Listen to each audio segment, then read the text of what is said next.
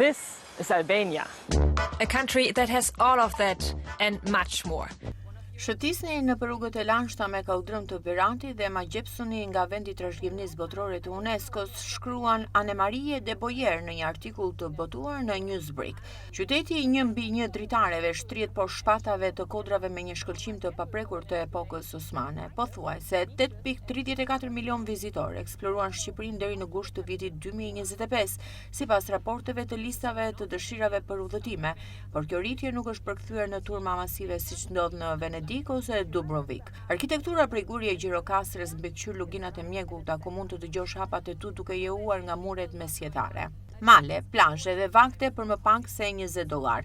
Shqipëria pikërisht ofron bregdete mesdhetare me çmime të përballueshme dhe mundësi për ecje alpine. Bjeshkët e Nemuna rivalizojnë destinacionet alpine, por pas sisteme rezervimi ose shtigje të mbushura me vizitor. Alpinistët që ndjekin rrugën nga Valbona në Theth mund të zbulojnë lugina vërtet të largëta ku shtëpitë e mysafirëve malor shërbejnë mishqengjë të gatuar ngadalë. Ndërkohë, ujëra ngjyrë bruz të rivjerës shqiptare përplasen me fshatrat shkëmbor si Ksamili dhe Himara, ku darkat me prodhime të freskëta deti zakonisht kushtojnë më pak se $20 për person. Kuzhina autentike e kulinare ofron specialitete rajonale, byrek, tafkosi me mishqengjë, ver lokale nga rajonet e Kaumetit dhe Dëbinës. Akomodime tradicionale të mysafirëve në të gjithë vendin ofrojnë bukë të bërë në shtëpi, djath dhe perime që pasqyrojnë ndikimet shekullore osmane, ballkanike dhe mesdhetare.